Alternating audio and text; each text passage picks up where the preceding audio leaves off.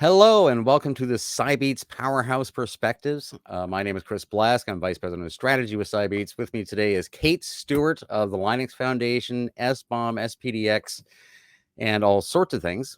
I'm on Sam Clemens in the Florida Keys right now talking to you with 5G and lithium and solar panels and so forth. And Kate, where are you? I'm in Austin, Texas, having a nice little cold freeze coming down here. We're below zero, which is not my favorite place to be. However, We got all is good. All is good. We're in we got below 70 and like half of Florida died. this year as opposed to last Right. year. There was windmills or something involved, I think. Something like that. Frozen gas lines, actually, I think. But anyhow, I'm Kate Stewart, and I work at the Linux Foundation, and I'm focusing on what we need to do to make embedded systems dependable. That's my main focus.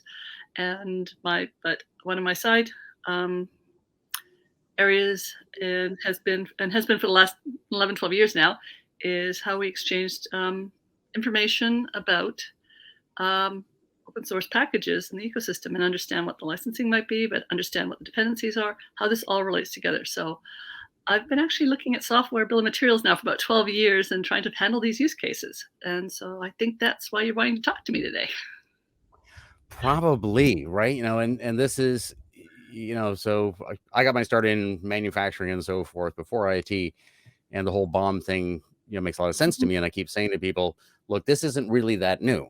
Right. People are doing this all the time and kind of always have. And as you said, since we met, I know where to go for who's had the most experience with this. And think about the questions we talk about today. We like to go back and look, where we come from, where we were right now, where we're going in the future. So first question is going all the way back. I look at all of human history and we've been doing bombs forever. Am I being extravagant with that? Anthony, you can pop the question up for the viewers. There we go. From Mesopotamia, the dawn of civilization, we've been writing things down on little clay tablets and sharing them. Is this similar all the way back? I mean, nobody would know better than you. Well, actually, I think some historians would probably know a lot better than me, but they don't know SBOM. Like I say, every time we trade, every time we're trying to exchange things, we have something that symbolizes and basically lets you identify what you've traded, be it on clay tablets in Mesopotamia with symbols saying I've got 5 geese I'm giving to this person over here, or right now I've got these 1,000 open source packages that have been assembled into this whole product that I want to share with you. It's just summarizing what's there, where the dependencies are. That's what a bill of materials is about. And like you, I've been sort of in the embedded space, sending out a bill of materials with your reference boards. It's sort of been de facto from the start. And so this is why part of the the motivations of what we've been looking at to try to understand, okay, how can we summarize this stuff and how can we share it? How, and how can people read it? With back to Mesopotamia, coming up with symbols that everyone agrees on to represent geese, or in the hieroglyphics for Egypt, and then the Latin and the Roman, how all these languages interact and everything else, but making sure that we can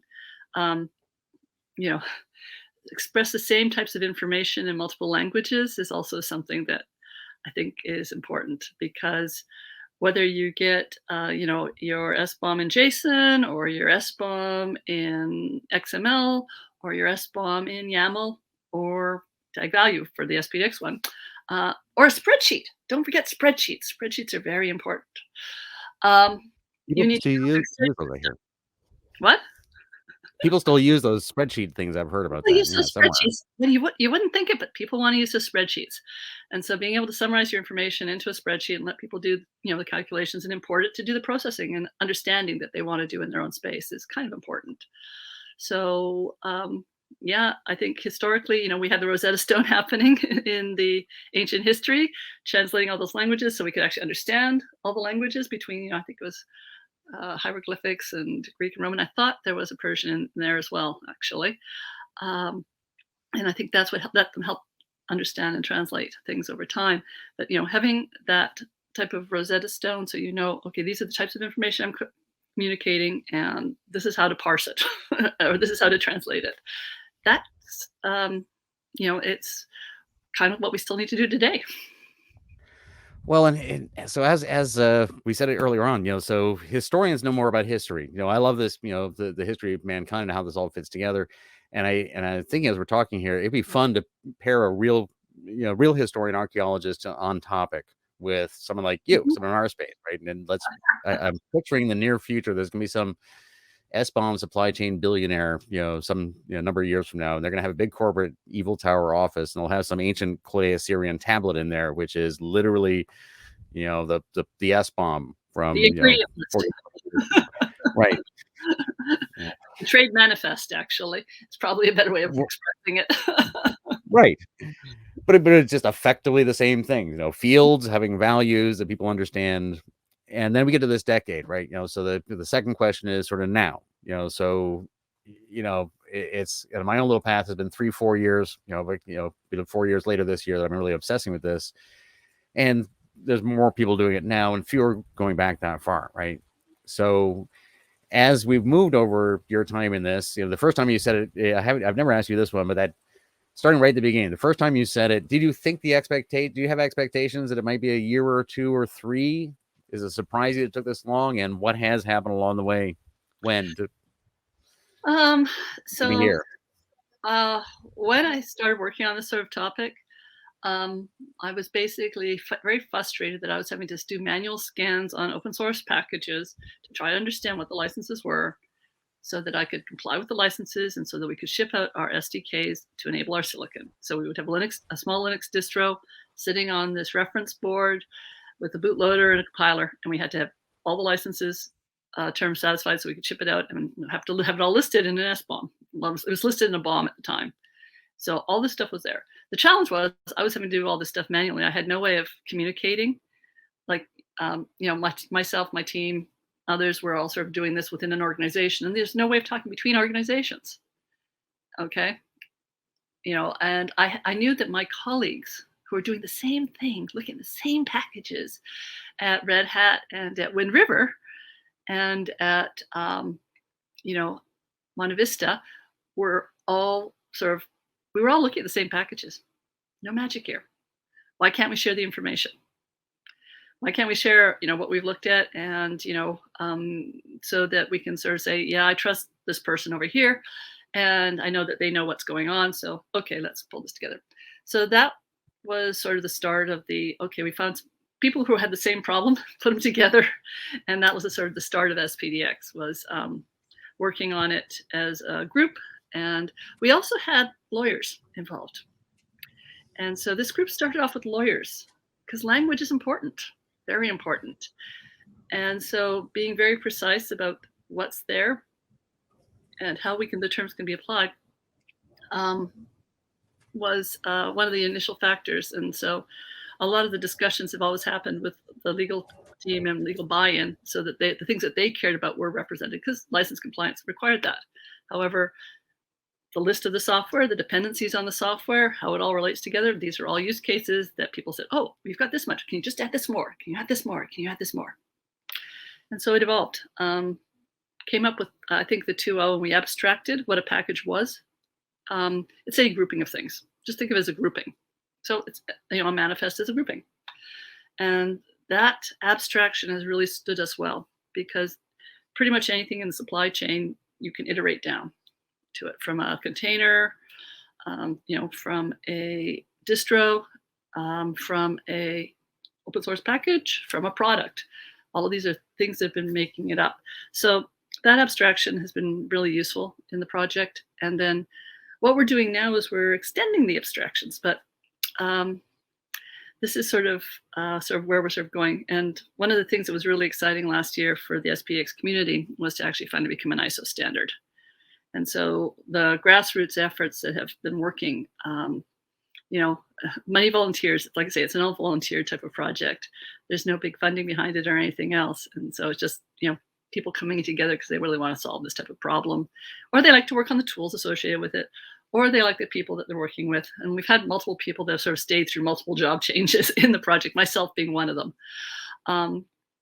So that way the community, and we've been evolving over time and keeping up. And the Linux Foundation has been a really good host for the project. They've been supporting us all the way along through. So, your question about what are the 3 notable events for SBOMs? Well, I'd say SPDX finally becoming an ISO standard after 10 years of working on it. The other ones, I think, are the starting of the work on finally defining what an SBOM is and what a software bill of materials is. So the fact that Alan Friedman and the NTIA basically acted as hosts and stood up working groups such that people could resolve out what the definition of minimum viable is here. Because there's a lot of people that want to go, oh, I want to do this use case, this use case, this use case, but there's no underlying framework for what we have to base on. And Alan's and Art Mannion and the various leads across the NTIA efforts have done a really good service, especially in the framing group, to actually say, okay, this is minimum viable, this is what we need, and making sure that it can actually be practically implemented. And so, there are a couple of formats out there right now that can implement it, SPDX being one of them. And so that way we've got that minimum viable with a common understanding of it effectively. And then I think the third thing that really hit home was actually last year when the executive order came out saying, thou shalt create an SBOM. And basically having to have that roll out, that suddenly triggered a lot of pressure. Up to this point, various forward-thinking companies have been doing it. They've been doing it for 10 years, 5 years, depending. But once we suddenly had that thou shalt create, and if you want, and the regulatory, the Hammurabi's code. It's sort of like, how do we actually make this move forward? That actually suddenly made people sort of, oh, okay, let's figure this one out. And so the technologies were sort of there, the starting points are there. A lot of the use cases don't necessarily have all the tooling they need yet, but I think that will emerge now. And so I think getting tooling, if we're talking about what's going on in the future, I think we'll see more and more tooling coming out. We'll see it integrated into more workflows. One of the things that was really cool from my perspective was there's a dashboard from Ant Micro, which is a company out of Poland. And they do simulators. So they simulate hardware. And what they do is, chips and boards and so forth. And so one of the projects I work on in the day job is Zephyr. And they have 115 boards now in their simulator that runs Zephyr, and images that you can load onto the simulator to make these. They've got this dashboard for it. It's really cool. And when you download these images, all those images now have 2 or 3 SBOMs in them. Either 2 or 3 there's sources for the Zephyr, sources for the app, and then there's a build SBOM, which connects back to the sources, so you can actually see the actual hashes on your sources. So you have full transparency all the way down to your final thing. And so they've got this sitting there for people to look at and download for 115 boards in the deep embedded space, which, from my viewpoint of dependable embedded, is the way we need to go. Because people need transparency to understand what's going on for vulnerabilities and for safety, quite frankly. A lot of safety stuff is there. It does anyways. And then we'll get back to where we were. Yeah. So the what you were saying earlier, about the development of SPDX has me thinking about, in Mesopotamia, the Ice Age ended, the Persian Gulf flooded, people were forced up into a smaller area, and we get commerce. And the cuneiform, that we find on the clay tablets evolved to what became the common that you find on hundreds of thousands, I believe millions of clay tablets that were used in daily work. And I'm thinking that's probably a good analog for the last 10 years we just went through. And it culminated in last year with some of the things you're talking about. And I think, like every time, like the ancient times we're talking about in this context, it's the executive order. Now, there's the May executive order, but there's also the February 24th executive order. And that's under this current administration. And if you look a little bit farther back under the last administration, there were also supply chain executive orders. Oh, and there was the IoT Cybersecurity Improvement Act, for instance, came through. And then in Europe, there was the ENISA guidance for IoT. Right. So you take all the politics out of it, and you find out that things have been going in this direction already. Yeah, and it's just time. So now we've got our clay tablets. We all agree, cut the read a certain way, make the little triangle looking things, and we have a standard code, or at least sets of codes, but just enough to move forward. Then there's, the actual law and implementation. How do we build a civilization based on all this stuff? Which is, not to bias your response too much, but I think this is where we're going. But again, I'm an optimist. Do you think this next 10 years, compared to the last 10 years, now that we have all these things in place, we have an ISO standard, we've got people building tooling, we've got, people carving clay tablets with laws and executive orders in them. The next 10 years, faster, better, complicated, doesn't work. What are you?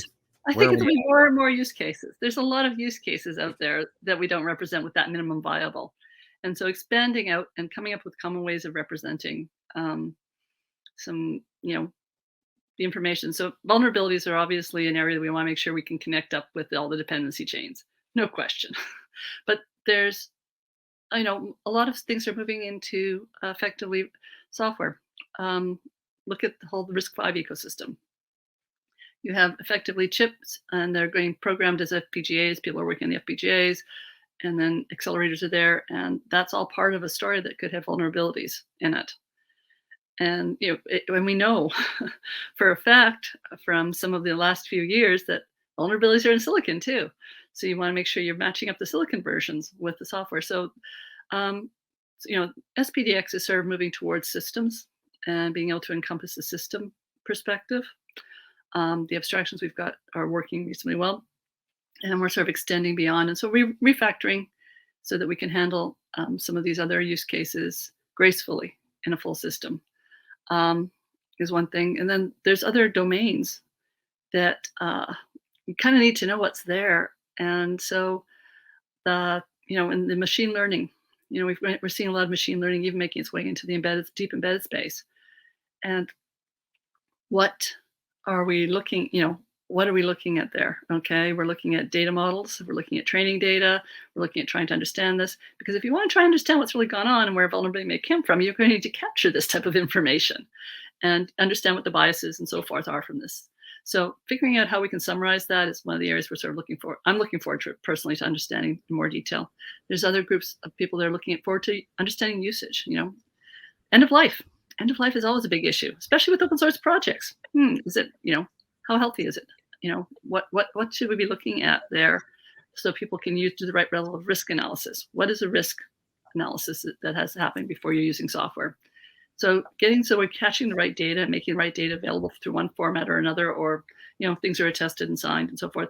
It's part of an ecosystem that has to build up, and it's not just in one format. I think it's going to be between formats, and I think we're going to be having various projects working on pulling this stuff together so people can have the trust that we need. So I think that's what we're going to head to. Well, I think, I think maybe we, where you started with lawyers involved in SPDX is where we end up, solving some of the problems, sharpening some of our tools in this period. Mm-hmm. Paul, last week, it has me thinking about this a whole lot. But again, it's the process. It's the end-to-end process. Some of the POCs I've been involved with you and others over the last couple of years. I'm looking forward to seeing those play out. And how do we get the pieces?